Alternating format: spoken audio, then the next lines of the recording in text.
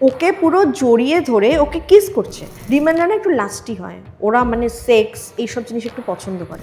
Demand মানেই সে খারাপ, demand মানেই সে মানুষের ক্ষতি করে, ডিমান্ডকে ডাকলে ভগবানের কাছে যাওয়া যায় না, ভগবানের পুজো করা যায় না, মানুষকে ম্যানিপুলেট করা হয়। ডিমান্ডসরা যাদের সাথে চাইবে তারা শুধু তাদের সাথেই কাজ করবে, এমন নয় যে যে কেউ চাইলেও ডিমোনোলজি করতে পারলো না। ফার্স্ট সান ছিলেন হচ্ছে লুসিফার, যাকে লুসিফার আমরা ডিমন বলে জানি। লুসিফার তোমাকে এনার্জি নিতে গেলে একদম আমাদের আর্থের যে লাস্ট সারফেস সেখান থেকে গিয়ে তোমাকে এনার্জি নিতে, মানে একদম নরকের লেভেল, যেটা একদম লাস্ট লেভেল, সেখানে গিয়ে এনার্জি নিতে হবে। কিছু কিছু ডিমন আসলে তুমি পেট্রোলেরও স্মেল পাবে, এটা ঠিক।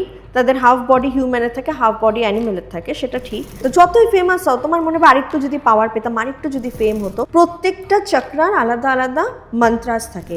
7 দিনে কাজ হয়ে যাবে, 24 ঘন্টায় কাজ হয়ে যাবে, হয় না ভাই, হয় না। কেন হয় না? এনার্জি তোমার কেনা চাকর না। রাত্রিবেলায় 12টার পরে 1টা-1:30টা নাগাদ তুমি একটা ক্যান্ডেল জ্বালাবে, ব্ল্যাক কালারের ক্যান্ডেল জ্বালাবে, তুমি নিজেই ফিল করতে পারবে যে তোমার এনার্জি কতটা চেঞ্জ হয়ে যাচ্ছে। নমস্কার বন্ধুরা, এতক্ষণ আপনারা দেখেই নিয়েছেন। আজকে আমার সঙ্গে প্রধান অতিথি হিসেবে আছেন জয়শ্রী ম্যাডাম। নমস্কার। নমস্কার। আচ্ছা, আপনি তো অনেক কিছু হিলিং এর মধ্যে আছেন, বহু বছর ধরে প্র্যাকটিস করছেন। তো আমি দর্শকদের বলার থেকে ভালো হবে আপনি যদি একটু আপনার পরিচয়টা বলেন, মানে কি কি সেগমেন্টে আপনি কাজ করেন হিলিং এর জন্য। আমি ট্যারো শেখাই, ট্যারো করি, রুনস করি, আমি তন্ত্র প্র্যাকটিস করি, ডেমোনোলজি করি, হিলিং করি, রেকি, লামা ফেরা, আরও অনেক রকমের এঞ্জেল হিলিং আছে, হিপনোটিজম, ল অফ অ্যাট্রাকশন, এগুলো সব করি। ফাইন, মানে একটা ভাস্ট সাবজেক্ট এবং 360 ডিগ্রিতে আপনি মানুষদের সেবা করছেন। কিন্তু যেটা আমাদের কথা হয়েছিল মানে এই অনুষ্ঠানটা শুরু হওয়ার আগে, যে আজকে আমরা ডেমোনোলজির ওপর একটা স্পেশাল প্রোগ্রাম করছি। তো প্রথমেই জিজ্ঞাসা করবো এই ডেমোনোলজি জিনিসটা কি? ডেমোনোলজি নিয়ে মানুষের প্রচুর ভুল ধারণা আছে যে ডিমান্ড মানেই সে খারাপ, ডিমান্ড মানেই সে মানুষের ক্ষতি করে, ডিমান্ডকে ডাকলে ভগবানের কাছে যাওয়া যায় না, ভগবানের পুজো করা যায় না, মানুষকে ম্যানিপুলেট করা হয়। বাট একদমই সেটা নয়। ডেমোনোলজি বিষয়টা একটু ডিফারেন্ট। যেরকম আমাদের ইন্ডিয়াতে tantra and demonology completely different subject, but আমি স্টিল একটা মানুষের বোঝার জন্য বলি। ইন্ডিয়াতে আমাদের এরকম তন্ত্র প্র্যাকটিস করা, ডেমোনোলজি হচ্ছে ওয়েস্টার্ন কনসেপ্ট। তো কিং সলোমন ফার্স্ট এটা করেছিলেন, কারণ ওনার একটা পাওয়ার ছিল, ভগবানের কাছ থেকে একটা বরদান ছিল। তো উনি সমস্ত এনার্জিকে নিজের আয়ত্তে রাখতে পারতেন। তো উনি তখন এই ডিমন্সদের সন্ধান পান এবং তাদেরকে নিজের গ্রিপে নিয়ে আসে, যে তার কমান্ড অনুযায়ী ডিমন্ডরা করবে। এবং সে একটা বই লেখে যেটার মধ্যে সমস্ত ডিমন্সদের ব্যাপারে, তাদের মন্ত্রাস, তাদেরকে কিভাবে সামন করতে হবে, কমান্ড করতে হবে, পুরো রিচুয়াল করে। তো এবার সেটা কোনোভাবে ওই করে, এই হাত ওই হাত করে সেটা মানুষের কাছে আসে। তো আসার পরে কিছু হাতে গোনা কিছু মানুষের কাছে আসে, তো তারাই ওটাকে মডিফাই করে, ওটাকে চেঞ্জ করে, ল্যাঙ্গুয়েজ চেঞ্জ করে সেটা মানুষ আমাদের কাছে। সেটাকে চেঞ্জ করতে হলো কেন? মানে এখনকার, কারণ ওটা তো হিব্রু ল্যাঙ্গুয়েজে লেখা না। এবার মানে জাস্ট ল্যাঙ্গুয়েজটা ট্রান্সলেট করা হয়। আর দেখো, এবার ওই সময় না ওরা অনেক টাফ ভাবে লেখে, উনি খুব টাফ ভাবে লিখেছিল। এবার যখন ওটাকে ট্রান্সলেট করে করা হয়, তখন রিচুয়ালসগুলোকে আরেকটু ইজি করা হয় যাতে সবাই করতে পারে। বাট স্টিল ডিমন্সরা যাদের সাথে চাইবে তারা শুধু তাদের সাথেই কাজ করবে, এমন নয় যে যে কেউ চাইলেও ডিমোনোলজি করতে পারলো না। এইবার আসি ডিমন্সরা কে। ডিমন্সরাও ছিলেন এঞ্জেল। আচ্ছা। তো এনসফ হচ্ছে সান গডের সন্তান ছিলেন। ফার্স্ট সান ছিলেন হচ্ছে লুসিফার, যাকে লুসিফার আমরা ডিমন বলে জানি, লুসিফার। এবার এনসফের খুব প্রিয় সন্তান ছিলেন লুসিফার। তো এনসফের সমস্ত পাওয়ার ছিল, সেই পাওয়ারগুলো লুসিফারের মধ্যেও ছিল, সেম পাওয়ারফুল ছিল লুসিফার। বাট প্রবলেম একটা ছিল যে এনসফ হিউম্যানকে এম্পাওয়ার করতে রাজি ছিলেন না, কিন্তু লুসিফার চাইতেন যে এই উইজডম, এই নলেজ তাহলে হিউম্যানের কাছে কেন যাবে না, কারণ সেই হিউম্যানকে ভীষণ ভালোবাসতেন। দেন সে কি করলেন, ধীরে ধীরে অল্প অল্প করে হিউম্যানের কাছে। কারণ বলছেন যে মানে লুসিফার অতটা হিউম্যানকে পাত্তা দিত না, বা লুসিফারই দিত, লুসিফার দিত। আচ্ছা, এনসফ দিত না। এনসফের ফার্স্ট সান হচ্ছে লুসিফার। তো এইবার তখন লুসিফার হিউম্যানকে আস্তে আস্তে তাদের নলেজটা, মানে এই অকাল্ট নলেজটা দিতে থাকলো। তখন এনসফের যে সেকেন্ড সান মাইকেল, আর্কএঞ্জেল মাইকেল তখন সেটা এনসফকে বলে যে, কারণ মাইকেল জানতো যে এনসফ হচ্ছে অ্যান্টি হিউম্যান, তো সে হিউম্যানকে পাওয়ার দিতে পছন্দ করে না। তো সেই কারণে সে এনসফকে বলে দিল। এনসফ লুসিফারকে ডাকলো। লুসিফারকে ডাকার পরে তারা বলল যে এটা কি করছো? তখন বললো আমি চাই হিউম্যানের কাছে নলেজটা যাক। তখন বলছে এটার জন্য তোমাকে পানিশমেন্ট আমি দেবো। তো দুটো অপশন আমি দিলাম, আইদার তুমি হেভেনে থাকো, সমস্ত গড গডেসেস তুমি সার্ভ করো, অর তুমি হেলে চলে যাও, সেখানে গিয়ে হিউম্যানকে সার্ভ করো, আর তোমার সাথে যারা যারা থাকবে তাদেরকেও হেলে যেতে হবে। তো এবার লুসিফার তো একা ছিলেন না, ওর সাথে আরও অনেকে ছিল। তো তারা যারা যারা লুসিফারের সাপোর্টে কথা বললেন তাদেরকে কি করলেন, একজন করে ডিমনকে ধরলেন, একজন এঞ্জেল, বাকি তিনজন এঞ্জেল ধরলেন, একজন এঞ্জেল তাদের একটা করে ডানা কেটে হেলে ফেলে দিল। তো সে হেলে গিয়ে ওরকম তার একটা এম্পায়ার ক্রিয়েট করলো। এম্পায়ার ক্রিয়েট করার পরে এন্ডস অফের একটা কার্স ছিল, যতক্ষণ হিউম্যান তোমাকে সার্ভ না করবে খাওয়ার, তুমি খাওয়ার পাবে না। তোমাকে এনার্জি নিতে গেলে একদম আমাদের আর্থের যে লাস্ট সারফেস সেখান থেকে গিয়ে তোমাকে এনার্জি নিতে, মানে একদম নরকের লেভেল, যেটা একদম লাস্ট লেভেল, সেখানে গিয়ে এনার্জি নিতে হবে। তারপরে যাই হোক আস্তে আস্তে আস্তে আস্তে গেলে গিয়ে হিউম্যানের কাছে যখন প্রচার হলো, তখন গিয়ে হিউম্যান কি করে তাদেরকে অফারিংস, এই যে অফারিংস আমরা দিই না, এটা কিছুই না, এটা তাদেরকে খাবার দেওয়া। আচ্ছা, এবং মানে এটাতেই এদের মানে পেট চলে বলতে গেলে, পেট চলে। তাছাড়া নইলে তো এনার্জি তো এরা অন্য জায়গা থেকেও নিতে পারে, কিন্তু প্রত্যেকে তারা খাবার চাই, যেরকম আমরা ভগবানকে প্রসাদ দিই, তো সেম ওদেরও এটা হচ্ছে অফারিংস। আমরা অফারিংস দিই, কাজ হয়ে গেল, মানে kind of deal. Demonology is a kind of deal, মানে তুমি আমাকে এত টাকা দাও বা তুমি আমাকে এটা করে দাও, তার পরিবর্তে আমি তোমাকে এটা দেবো। এবার তুমি চাইলে প্রি অফারিংও দিয়ে দিতে পারো, মানে তুমি বলে দিলে, ধরো তুমি বললে আমি মে মাসের এত তারিখে আমি অফারিং দেবো, এইবার তুমি চাইলে তার আগেও দিতে পারো, বা তুমি ওয়েট করে যেতে পারো, কাজ হয়ে যাওয়ার পরেও তুমি অফারিং দিতে পারো। আচ্ছা, এবার একটা জিনিস বলুন ম্যাডাম, সেটা হচ্ছে আমরা ডেমন মানেই জানি দৈত্য, তো এদের দিক থেকে যেমন আর্কেঞ্জেল মাইকেলকে খুব সুন্দর দেখতে, তো এদের কি কোনো বর্ণনা আছে কোথাও? বর্ণনা আছে, বাট ডিপেন্ড করে যে তারা কিভাবে তোমার সামনে আসবে।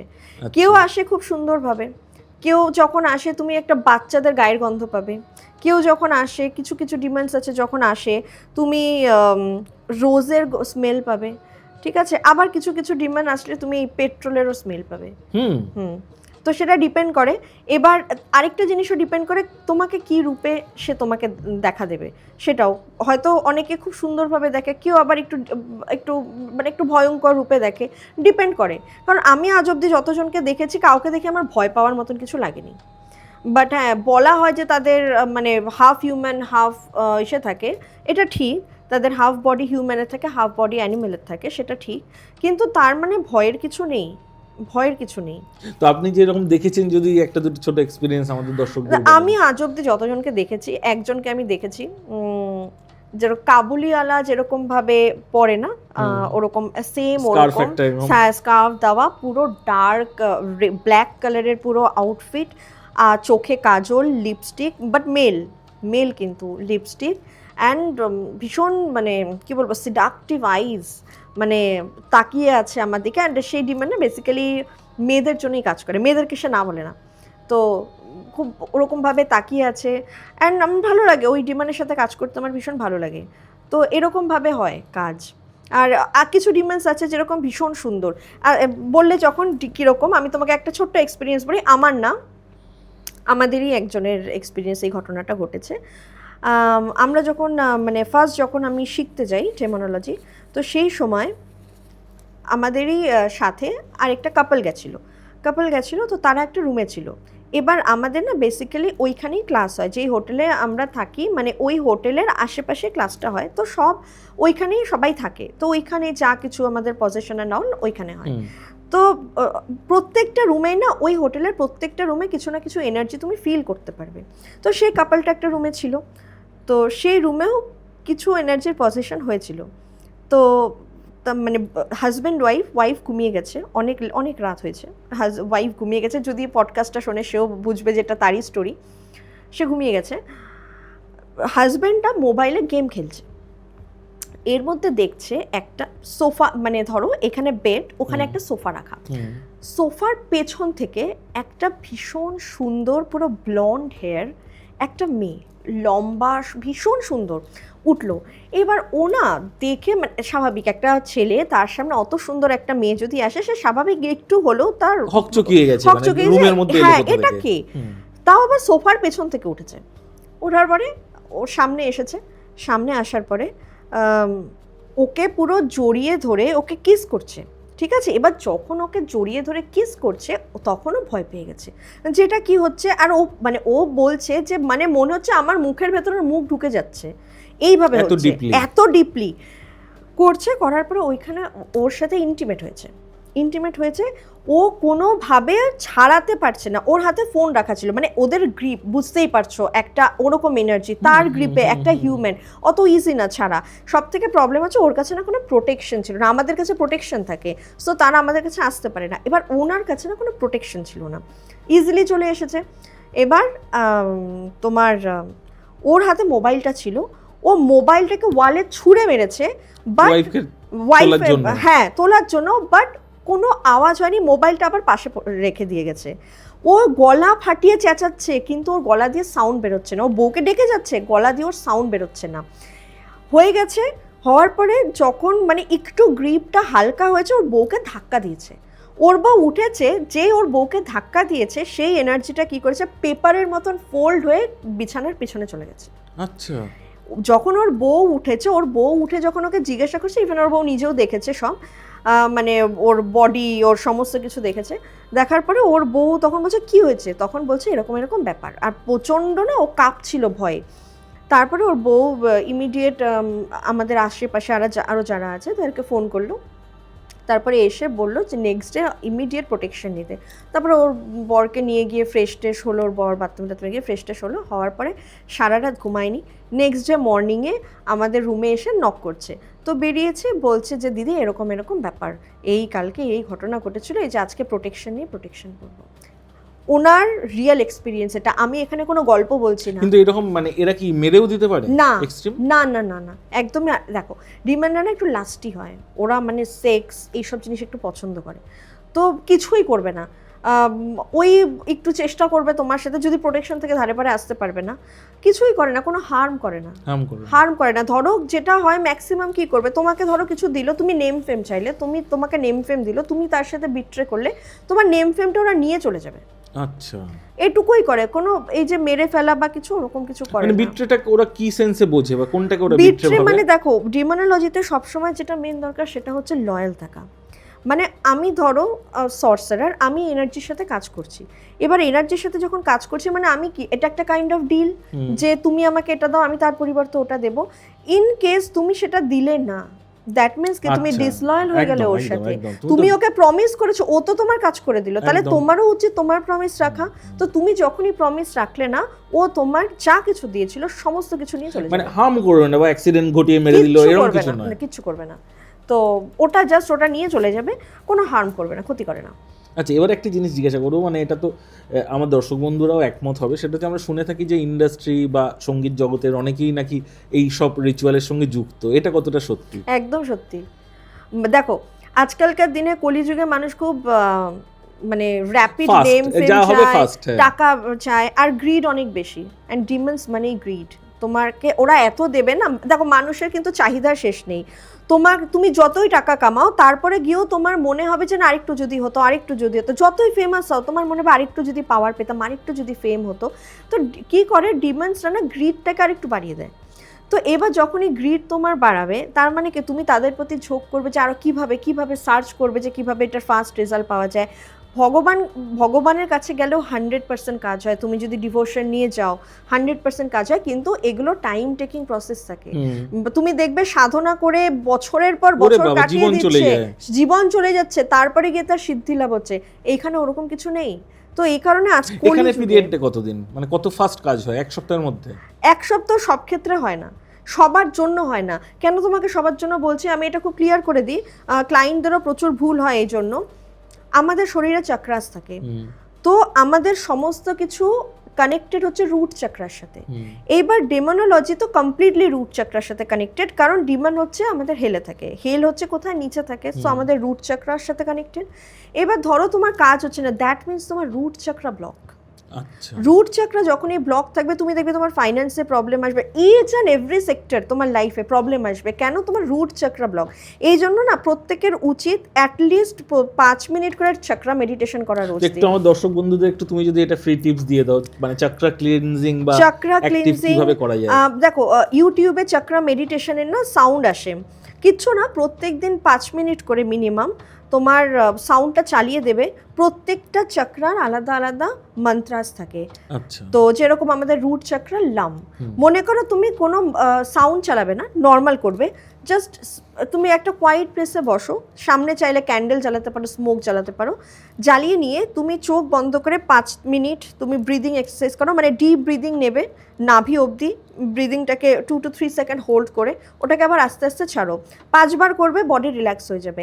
দেন আস্তে আস্তে স্টার্ট করো, নিঃশ্বাস নেবে, বলবে লাম লাম, এই যে সাউন্ডটা হচ্ছে, এটা যদি কেউ প্রত্যেক দিন করতে পারে 5 মিনিট, তার রুট চক্রাটা না দেখো অ্যাক্টিভেট হয় না বেসিক্যালি, কারণ কি আমাদের মানে চক্রাস আজকালকার দিনে এত বেশি ব্লকেজেস না, ওইভাবে অ্যাক্টিভেট হয় না, হ্যাঁ ব্লকেজেসটা রিমুভ হয়, ক্লিন হয়। তো যত লাম উচ্চারণ করবে তত বেশি রুট চক্রা ব্লকেজ রিমুভাল হবে। যখনই তোমার রুট চক্রাটা ঠিকঠাক থাকবে না মানে তখন তুমি দেখবে যে কোনো এনার্জি ওয়ার্ক খুব তাড়াতাড়ি কাজ করে। এবার আমরা যেহেতু প্রত্যেকদিন মেডিটেশন করি, প্রত্যেকদিন এনার্জির সাথে কাজ করি, আমাদের রুট চক্রা অলওয়েজ হিল থাকে। তো এবার আমরা যখন নিজেদের জন্য কাজ করি, সেটা তোমাকে আমি কিছুক্ষণ আগেই বললাম না, বাইরে বসে আমার যে কাজটা কতদিন হয়েছে, 2-3 দিনের মধ্যে হয়েছে, আমাদের হয়ে যায়। এবার ধরো তোমার রুট চক্রা ব্লক, তোমার উপরে যখন আমি কাজ করব সেটা হয়তো টাইম লাগতে পারে।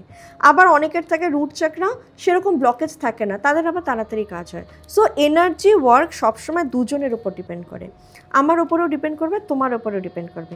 সেকেন্ড জিনিস আরেকটা বলি, কাজ হয় না যারা বলে, ধরো তুমি আমার থেকে স্পেল করাচ্ছ, দ্যাট মিনস তোমার কমপ্লিট ফেথ আমার উপরে রাখতে হবে, আমার উপরে থেকে মেন আমি যে এনার্জির সাথে কাজ করবো তার উপরে ফেথ রাখতে হবে।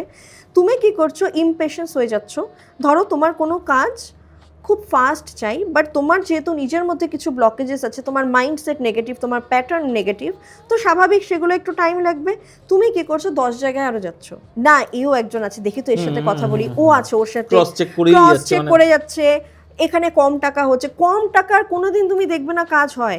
আজকে আমি এত ক্লায়েন্ট যখন ডিল করি আমাকে বলে একটা কথা, ম্যাম সবাই বলে, আমি কাউকে ডিসরেসপেক্ট করছি না, আমি প্রত্যেকের প্রতি মানে শ্রদ্ধা নিয়েই কথা বলছি, যে 7 দিনে কাজ হয়ে যাবে, 24 ঘন্টায় কাজ হয়ে যাবে। হয় না ভাই, হয় না। কেন হয় না? এনার্জি তোমার কেনা চাকর না যে আমি ওকে বলবো 7 দিনে কাজ করে দাও, করে দেবে না, এগুলো টাইম টেকিং প্রসেস। তো যারা এইসব কথায় বিশ্বাস করে, এইসব প্রলোভনে পা দেয়, তাদের টাকা 100% চোর যাবে। তো তুমি যদি কারোর থেকে কাজ করাও, আমার মনে হয় ধরো তোমাকে কেউ 6 মাস টাইম ফ্রেম দিল, তো তোমাকে 6 মাস তার উপরে কমপ্লিট ফেথ রাখতে হবে, পেশেন্স রাখতে হবে, সেই এনার্জির উপরে ফেথ রাখতে হবে, তোমার কাজ হবেই। এবার তুমি যদি 10 জায়গায় ঘুরে বেড়াও যে এর কাছে হচ্ছে না, ওর কাছে নিব, ওর কাছ থেকে হচ্ছে না, তো এনার্জি ক্ল্যাশ করে যাচ্ছে না, আমার এনার্জি এক, তোমার এনার্জি এক, ওনার এনার্জি এক, তো এনার্জি ক্ল্যাশ করে যাচ্ছে, তো তখন কাজ হয় না, তখন সবার দোষ দেয়, বাট এটা দোষ না, এটা প্রবলেমটা সেই ক্লায়েন্টের। তুমি আচ্ছা, আমি একদম একটা অন্য টপিকে যাচ্ছি, সেটা হচ্ছে আমার যে দর্শক বন্ধুদের একদম এরকম ডেমন বা এইসবের উপর বিশ্বাস নেই, তারা যদি এটা ফিল করতে চায়, তো এর কি কোনো ছোটখাটো ছোট্ট রিচুয়াল বলতে পারো, যে তারা বাড়িতে হোমে ট্রাই করলো এবং সে একটা ফিল পেলো কিছু একটা? বলতে পারি, বাট আমি এখানে একটা প্রিকশন আমি বলতে চাই, সেটা হচ্ছে যে যখনই কাজ করবে জাস্ট ফর ওদের প্রেজেন্স ফিল করা, কোনো কিছু যেন না চায়, কারণ সব কিছুর একটা রুলস আছে।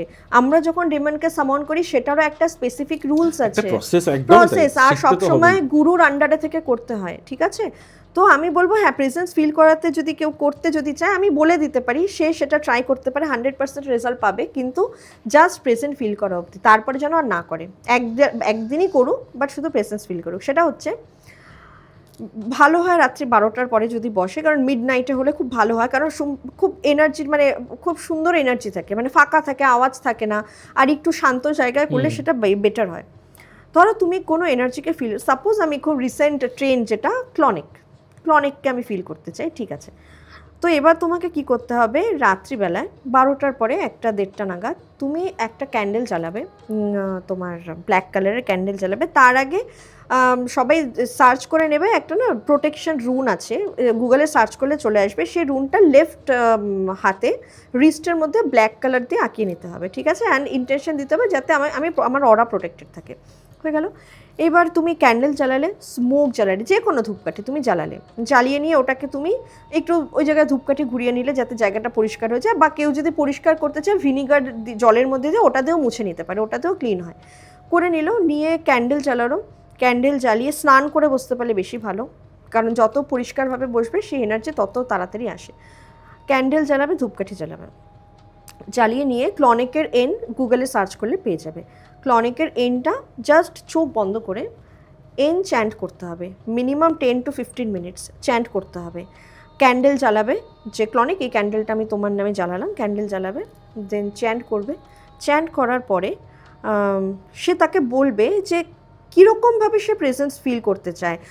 যেরকম আমরা বলি, অনেক সময় বলি যে ক্যান্ডেল ফ্লেম হাই করো, ডান্সিং ফ্লেম করো, বা কোনো সাউন্ড দাও, বা আমার বডিতে কোনো এমন কিছু এনার্জি শিফট করো যেটা আমি ফিল করতে এটা পারি। কি চোখ বুজে আগে বলতে হবে? চোখ বুজে এনচ্যান্ট হলো। দেখো, যখন তুমি এনচ্যান্ট করবে 5-10 মিনিট পরে 100% তুমি বডিতে কিছু ফিল করবে, কারণ ওরা ফায়ার এনার্জি। তো তুমি যদি এসিতে বসেও করো, গরম তোমার লাগবে, ঠিক আছে? যখন তুমি তোমার বডিতে ওরকম ফিল করছো, তখন তুমি বলো যে ক্লনিক, তুমি যদি এখানে প্রেজেন্ট থাকো, দেন তুমি আমাকে তোমার প্রেজেন্স ফিল করাও। আমি এইভাবে তোমার প্রেজেন্স ফিল করতে চাই, তুমি এইভাবে আমাকে প্রেজেন্স ফিল করাও। মিনিমাম 5 থেকে 10 মিনিট ওটা বলতে হবে, ঠিক আছে?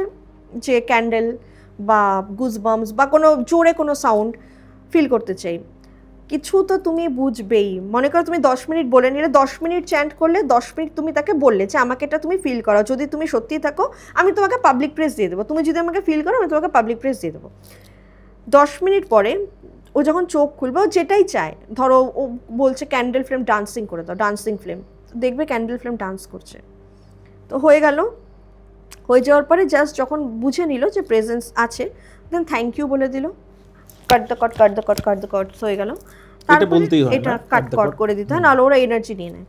আর দেন তোমার হয় হোয়াটসঅ্যাপ গ্রুপে বা ফেসবুকে স্টোরিতে থ্যাংক ইউ ক্লনিক এটা লিখে দিতে হয়, হয়ে গেল। এর থেকে বেশি যেন না করে। জাস্ট এটা আমি একদিনের জন্য, তুমি বললে আমি তাই বললাম, একদিনই করুক, এর বাইরে যেন আর না করে। কারণ এনার্জি তো আর এগুলো একটু এক্সপ্লোসিভ এনার্জি হয়, ডিমান্ডসটা একটু এক্সপ্লোসিভ, মানে অনেক বুঝে করতে হয় কাজগুলো। তো এটা গুরুর আন্ডারে ছাড়া করা উচিত না। জাস্ট তুমি আমাকে বললে প্রেজেন্স ফিল করানোর জন্য, তো যারা বিশ্বাস করে না তারা অবশ্যই করুক, ফিল তো সে করবে। আচ্ছা, এবারে একটা জিনিস জিজ্ঞাসা করবো, সেটা হচ্ছে ডেফিনেটলি যেটা মানে এর আগেও আমরা বসে আলোচনা করছিলাম যে ডেমন তো রাতারাতি আবার সবকিছু করে দেয় না, বা সেটা চাওয়া উচিত না। সব মানুষের তো চাওয়ারও একটা লিমিটেশন আছে। তো কোন জায়গায় গিয়ে মনে হয় যে এরপর কিছুটা ভাগ্য এর জন্য দায়ী, মানে সবটাই যে ডেমনের হাতে আছে তা নয়? দেখো, অনেকে বলে গভর্নমেন্ট জব। আমার এরকম ক্লায়েন্ট এসেছে গভর্নমেন্ট জবের জন্য করবে, এবার তার দেখা গেল যে তার গভর্নমেন্ট জবের যোগ নেই, তার গভর্নমেন্ট জব নেই। ভাই, কুষ্টি তো আমাদের ম্যাটার করবে। আমাদের জন্মের সময় যে আমাদের প্ল্যানেটসগুলো যেগুলো এসেছে, তো সেগুলো তো ম্যাটার করবে। কুষ্টিতে তার যোগ নেই, এবার সে গভর্নমেন্ট জবের জন্য স্পেল করাচ্ছে। এবার আমরা না কি করে গভর্নমেন্ট জব আমরা বলি না, আমরা বলি তাকে গভর্নমেন্ট জবের মতনই জব যেন সে পেয়ে যায়। তাহলে কি হলো, সেই ফেসিলিটিসও সে পেয়ে গেল, সেই রকমের অ্যামাউন্টও সে পেয়ে গেল, এবং তার জবটা সিকিওর হয়ে গেল। তো এইরকমভাবে করতে হয়, মানে রিজিড থাকলে হয় না, ফ্লেক্সিবল হতে হবে এনার্জির সাথে। আমার গভর্নমেন্ট জব চাই মানে আমার নেই, তো আমার গভর্নমেন্ট জব হবে না, তাহলে পরে ওখানে তো এনার্জিকে ফোর্স করে লাভ নেই। এবার মনে করো তোমার গভর্নমেন্ট জব আছে, কিন্তু তোমার কোথাও গিয়ে হচ্ছে না, কেউ ইন্টারভিউতে আটকে যাচ্ছে, কেউ কিছু মার্কসের জন্য আটকে যাচ্ছে, সেক্ষেত্রে হয় ব্লকেজ রিমুভাল করে দাও। ব্লকেজ রিমুভাল করে দিয়ে কিছু আমাদের ক্যাটালিস্ট এনার্জি আছে, তাদের সাথে কাজ করে দাও, হয়ে যাবে। যেটা অনেক ক্ষেত্রে অনেক সমস্যা হয়, সেটা হচ্ছে এক তো হচ্ছে মানে বিয়ে হয় না, এটা একটা সমস্যা। এটা কি সম্ভব এটা থেকে? হ্যাঁ সম্ভব। ওই যে বাধা থাকে, বাধা কাটাতে হয়। এবার বাধা দেখো দুরকম ভাবেই কাটানো যায়, তন্ত্রতেও বাধা কাটানো যায়, আবার ডেমোনোলজিতেও বাধা কাটানো যায়। ডেমোনোলজিতে আমি রিসেন্টলি একটা বাধা কাটিয়েছি, একটা লোন রিলেটেড একটা ব্যাপার ছিল। তো লোনটা হচ্ছিল না, মানে কাগজপত্র আটকাচ্ছিল না, কাজটা আমার এখনো চলছে, তো লোন হচ্ছিল না, প্রচুর অবস্ট্যাকলস আসছিল। তো আমি তন্ত্রতে তো করেইছিলাম, তন্ত্রতে করার পরে আমি ডেমোনোলজিও করেছিলাম, মানে আমি নিজের তরফ থেকে করেছিলাম। তো ডেমোনোলজিতে আমি 7 দিন টাইম দিয়েছিলাম, উইদিন 7 ডেজে কিন্তু তার কাগজপত্র যেটা ইনিশিয়েট করা সেটা হয়ে গেছে। নাও এখন আমি ক্যাটালিস্ট যে এনার্জির সাথে কাজ করছি তার সাথেই আমি করছি, যাতে লোনটা তাড়াতাড়ি আশা করি হয়ে যাবে, কারণ এনার্জি খুব ভালো, তো হয়ে যাবে। তো ডিপেন্ড করে, আমি এই জন্য না আগে চেক করে নিই যে কোন এনার্জি কাজ করে। অনেক সময় অনেকের জন্য ডেমোনোলজি কাজ করে না, সেটা চলে আসে রুনসে যে না ডেমোনোলজিতে হবে না, তখন আমি তাকে বলে দিই যে না ডেমোনোলজি হবে না, দেন তোমার ক্ষেত্রে তন্ত্রা করতে হবে। তো আরেকটা জিনিস আমি তোমাকে বলি, সেটা হচ্ছে রিলেশনশিপ নিয়ে, যেহেতু তুমি বললে দেখো আজকাল মানুষ প্রচুর টক্সিক রিলেশনশিপে জড়িয়ে যায়। পরকীয়াকে আমি কখনো খারাপ বলি না, আমি সাপোর্টেও নেই। যদি তুমি কোনো টক্সিক হাজব্যান্ড ওয়াইফ, তুমি টক্সিক রিলেশনশিপে আছো বহু বছর ধরে, তোমার প্রবলেম হচ্ছে, তুমি সেরকম কোনো মানুষ পেয়েছো যার সাথে তোমার মনের মিল হচ্ছে, তাহলে আমার মনে হয় যে তুমি সেই টক্সিক জায়গা থেকে বেরিয়ে সেই মানুষের কাছে যাও, ঠিক আছে। কিন্তু কিছু ক্লায়েন্টস এরকম আছে যে সে জানে টক্সিক, কিন্তু তবুও সে ডেমোনোলজি করাতে চায়।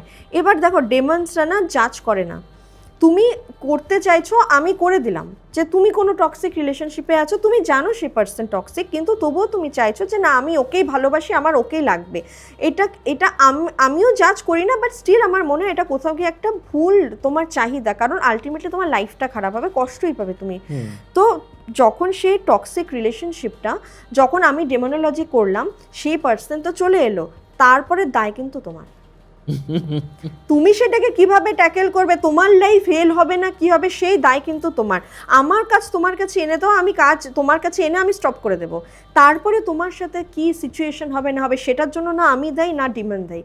তুমি চেয়েছো, তোমার হয়ে আমি কাজ করেছি, সেই পার্সন তোমার কাছে চলে এসে তুমি জেনে বুঝে গেছো, দেন কনসিকুয়েন্সও তোমাকেই সেটাকে সাফার করতে হবে, সেটা কিন্তু আমরা দায়ী না। তো আবার এই ক্ষেত্রে অনেক সময় অনেক সংসার ভেঙে যেতে বসে এক্সট্রা ম্যারিটাল অ্যাফেয়ারের জন্য, তো সেই ক্ষেত্রেও কি আবার তাকে ফিরিয়ে আনা যায়? ডিভোর্স আটকানো যায়, আচ্ছা, ডিভোর্স আটকে দেওয়া যায়।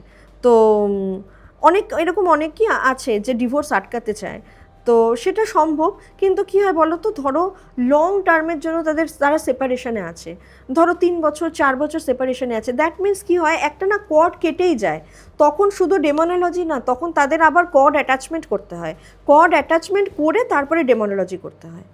তো প্রসেস থাকে, ধরো 1 বছর বা 6 মাস 7 মাস কোনো কেস চলছে, সেই ক্ষেত্রে করে দেওয়া যায় তাড়াতাড়ি। কিন্তু যেটা অনেক লং গ্যাপ হয়ে যায়, 3 বছর 4 বছর ধরে কেস চলে যাচ্ছে, কিন্তু তারা চাইছে হতে, তো সেই ক্ষেত্রে একটু টাইম তো লাগে।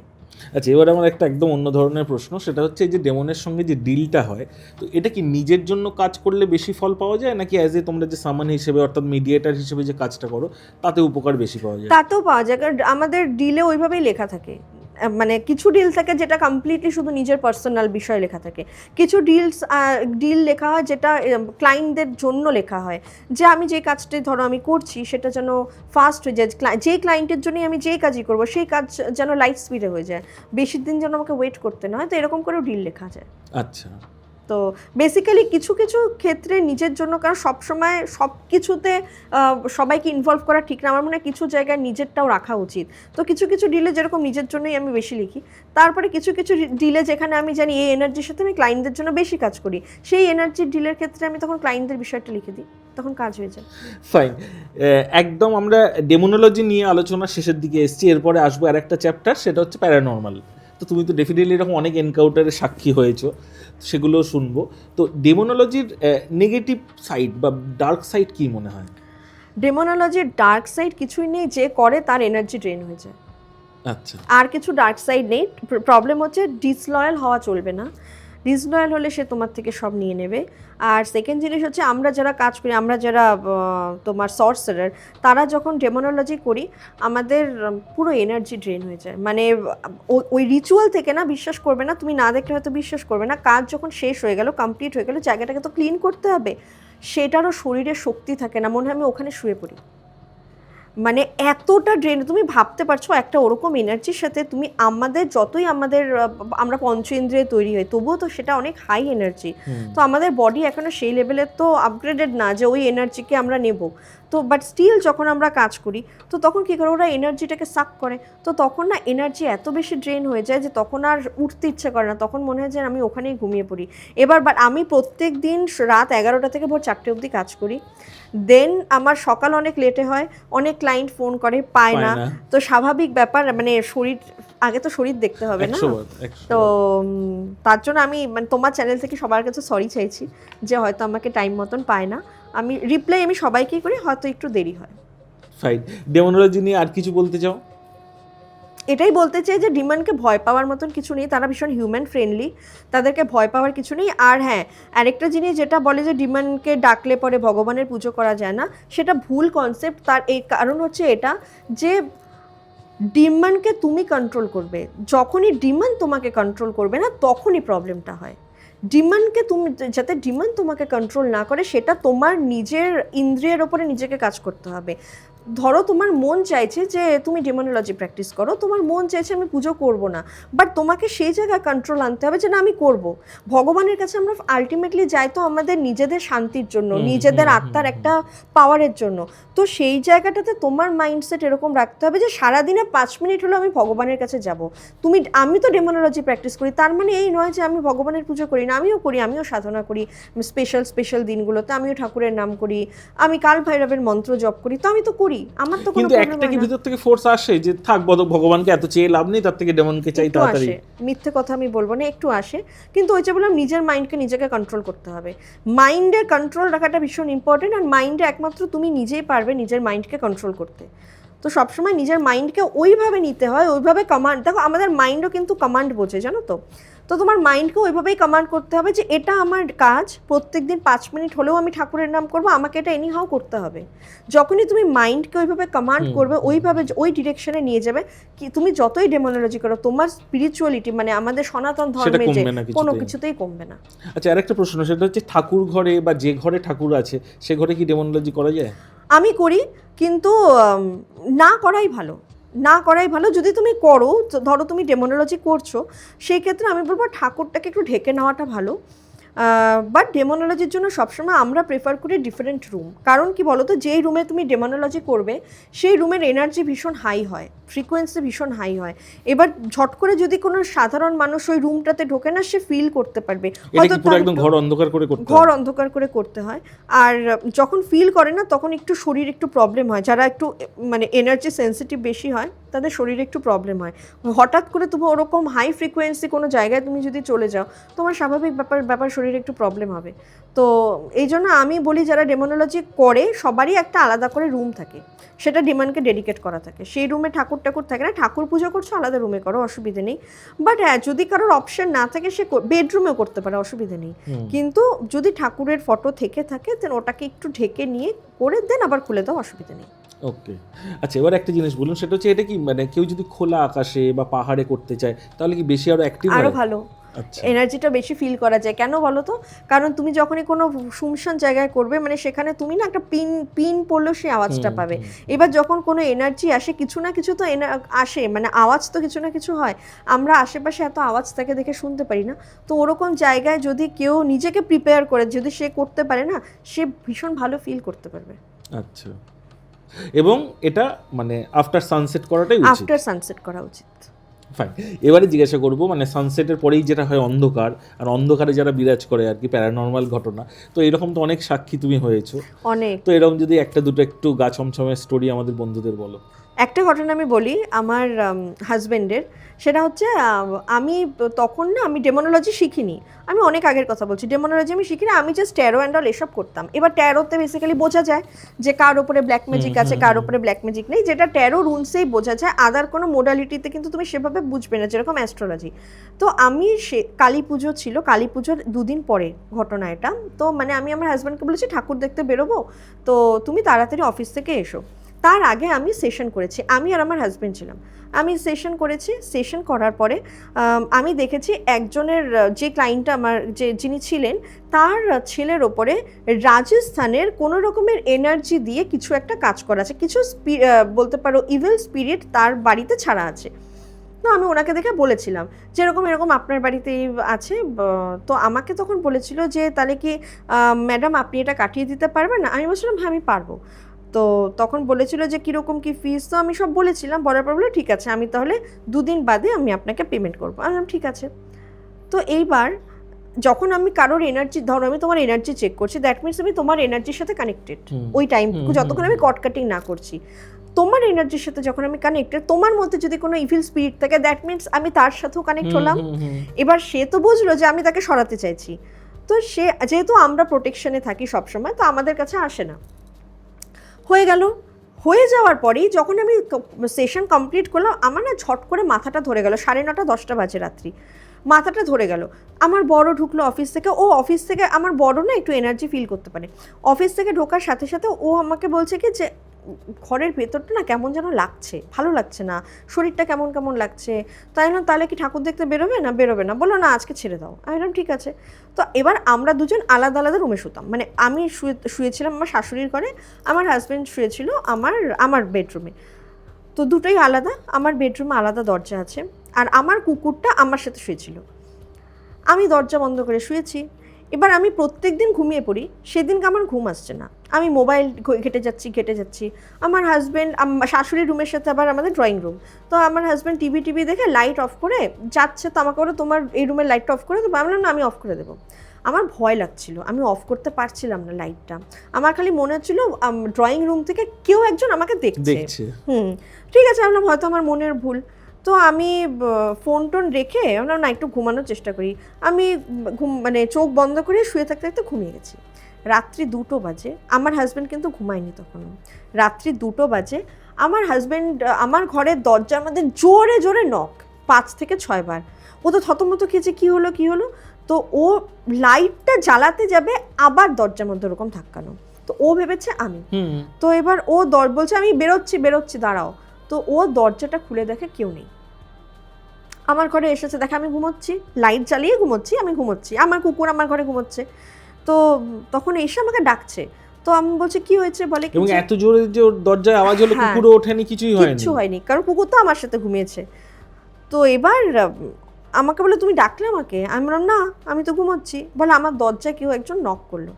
আমি বললাম কে নক করবে? বলে না, কেউ তো একজন ধাক্কিয়েছে দরজা, আমি বুঝতে পারছি না, বাট এত জোরে, আমি তো ঘুমাইও নি। যদি আমি ঘুমাতাম আমি ভাবতাম ঘুমের মধ্যে, আমি তো জাগা, মোবাইল দেখছি, এর মধ্যে দরজা ধাক্কানোর আওয়াজ। বাইরে বেরিয়ে সব চেক করলাম, সব কিছু দেখলাম, গ্রিল বাইরে দিয়ে তালা, ঢোকার কোনো ব্যাপারই নেই, আমার কুকুর ঘুমোচ্ছে, ও যাবে না, কিচ্ছু নেই। তারপরে ছাদে টাদে সব দেখা হলো, কিছু নেই। নেক্সট ডে আমার যে আর কি গুরু আছে ওনাকে আমি জানালাম। উনি বললেন যে বাবু, তুই যেহেতু বলেছিলি যে তুই সেই এনার্জিটাকে সরাবি, সেই এনার্জি যাতে তুই কাজ না করিস সেটার জন্য এসেছিল, তো তোর কাছে তো আসতে পারবে না, এই জন্য তোর ফ্যামিলি পার্সনকে ওটা করলো। তারপর আমার হাজব্যান্ডকে আমি বললাম যে তুমি এরকম প্রোটেকশন নাও। তো প্রোটেকশন নিল। তো প্রোটেকশন নেওয়ার পর এখন আর সেরকমভাবে ফিল করে না, এখন ঠিক আছে। বাবা, আচ্ছা আমরা একদম প্রোগ্রামের শেষের দিকে চলে এসেছি। আমাদের একটু মানে একটা টিপস যদি দাও, সেটা হচ্ছে সবসময় এনার্জেটিক থাকা যায় কিভাবে? আচ্ছা, এনার্জেটিক থাকার জন্য আমি দর্শকদের উদ্দেশ্যে একটা ছোট্ট টিপস দিই। সেটা হচ্ছে প্রত্যেকদিন সকালে ঘুম থেকে উঠে 5 মিনিট মিনিমাম ব্রিদিং এক্সারসাইজ করতে হবে। ব্রিদিং এক্সারসাইজ মানে নিঃশ্বাসটা নেবে নাক দিয়ে নাভি অবধি, নিঃশ্বাসটাকে 2-3 সেকেন্ড হোল্ড করবে, তারপর নিঃশ্বাসটাকে আস্তে আস্তে ছাড়তে হবে। এভাবে 5 থেকে 6 বার করবে। করার পরে লেফট নোস্ট্রিল এইভাবে আঙুল দিয়ে বন্ধ করে রাইট নোস্ট্রিল দিয়ে নিঃশ্বাস নিতে হবে। নিঃশ্বাস নিয়ে সেটাও 2-3 সেকেন্ড হোল্ড করে দেন আবার সেই লেফট নোস্ট্রিল দিয়ে সেটাকে ছাড়তে হবে। এইভাবে যদি করা যায় আমার মনে হয় সারাদিন এনার্জেটিক থাকা যায়। অ্যান্ড যাদের বিজনেসে প্রবলেম আছে বলছো না, নেম ফেম, তারা যদি এটা যদি করে না, রাইট অ্যান্ড লেফটের এটাতে তাদের বিজনেসে গ্রোথ আসবে। কখন করবে এটা? আর্লি মর্নিং ঘুম থেকে উঠে। এটা কি মানে বেডে বসেই করা যাবে? বেডে বসেই করা যাবে। আচ্ছা, এটা করুক। কি হয়, আমরা যখন সকালে ঘুম থেকে উঠি না, আমাদের সাবকনশিয়াস অ্যাক্টিভেট থাকে 1 ঘন্টা। ওই 1 ঘন্টার মধ্যে তুমি সাবকনশিয়াসকে রিপ্রোগ্রাম করতে পারো। এবার তুমি যখন ওরকম এক্সারসাইজ করছো, তুমি যখন ব্রিদিং এক্সারসাইজ করছো, মানে আমাদের শরীরে না সুন্দরভাবে অক্সিজেন সাপ্লাই হচ্ছে, আমাদের ব্রেনে অক্সিজেন সাপ্লাই হচ্ছে, মানে ব্রেন না সারাদিন তোমার একটা রিল্যাক্স থাকবে। তুমি নিজেই ফিল করতে পারবে যে তোমার এনার্জি কতটা চেঞ্জ হয়ে যাচ্ছে। এটা করতে পারে। আরেকটা জিনিস যেটা করতে পারে, কার্নেলিয়ানের ব্রেসলেট করতে পারে। কার্নেলিয়ানের আইদার স্টোন হতে পারে বা সেটা ক্রিস্টাল হতে পারে। কার্নেলিয়ান যদি পরা যায় দেন ওটাতেও কিন্তু এনার্জেটিক থাকা যায়। আচ্ছা, এবার পরের জিনিসটা জিজ্ঞাসা করবো, সেটা হচ্ছে মানি অ্যাট্রাক্ট করা যায় কিভাবে, তার যদি কোনো টিপস দাও। মানি অ্যাট্রাকশন বলতে মানে তুমি কিরকম মানি চাও? মানে অ্যাটলিস্ট গুড লাক, যেটা আমরা বলি যে গুড লাককে অ্যাক্টিভেট করা, তো সেটার জন্য কোনো যদি তুমি টিপস দাও। গুড লাকের জন্য অবশ্যই আমি বলবো মানি রিলেটেড গুড লাক। অবশ্যই আমি বলবো দর্শকদেরকে যে প্রত্যেক বৃহস্পতিবার করে শুরু করতে হবে। বৃহস্পতিবার ঠাকুর ঘরে একটা ঘিয়ের প্রদীপ জ্বালিয়ে শ্রী সুক্তম পাঠ করুক। শ্রী সুক্তম যদি প্রত্যেক বৃহস্পতিবার থেকে শুরু করে প্রত্যেক দিন পাঠ করা যায় ঘিয়ের প্রদীপ জ্বালিয়ে, তাহলে তার বিজনেস গ্রোথ হবেই হবে। Shri Suktam very powerful, very powerful. Fine, আমরা একদম অনুষ্ঠানের শেষের দিকে চলে এসেছি। আপনাদের এই অনুষ্ঠান কেমন লাগছে অবশ্যই আমাদের কমেন্ট সেকশনে লিখে জানান, অথবা আপনার যদি কোনো রকমের কোনো সমস্যা থাকে অথবা কী ধরনের টপিকের উপর আপনারা এই অনুষ্ঠান দেখতে চাইছেন আমাদের কমেন্ট সেকশনে লিখে জানান। আর যারা যারা এখনও পর্যন্ত সাবস্ক্রাইব করেননি অবশ্যই চ্যানেলটি সাবস্ক্রাইব করুন। ম্যাডাম, আপনাকে অসংখ্য ধন্যবাদ আমাদের এই পডকাস্টে সময় দেওয়ার জন্য এতটা। কিন্তু যাওয়ার আগে আমার বন্ধুদের জন্য আপনি যদি কিছু বলতে চান। এটাই বলবো যে সুপারস্টিশনস অনেক আছে, যেরকম এই দুদিনে কাজ, একদিনে কাজ, 7 দিনে কাজ, এগুলোতে পা দেবেন না। কারণ টাকা পয়সা প্রচুর মার যায় এইভাবে, মানুষের অনেক প্রবলেমে পড়ে মানুষ যায়, অনেক কষ্ট করে। আজকে 500 টাকাও কামাই করতে মানুষের অনেক কষ্ট করতে হয়। তো কিছু মানুষ আছে যারা এরকম করে ভণ্ডামি করে বেড়াচ্ছে, তো তাদের ফাঁদে পা দেবেন না। এনার্জি কোনোদিনও রাতারাতি কাজ করে না, এনার্জি টাইম নেয়, 6 মাস 1 বছর টাইম নেয়। পেশেন্স থাকলে তবেই আসবেন, তবেই যাবেন মানুষের কাছে, 10 জায়গায় যাবেন না। যদি কারোর থেকে কাজ করান, তাকে বিশ্বাস করে তার উপরে ফেথ রেখে কাজ করাবেন, আপনাদের কাজ হবেই, আর টাকা পয়সাও মার যাবে না। থ্যাংক ইউ, ভালো থাকবেন, নমস্কার।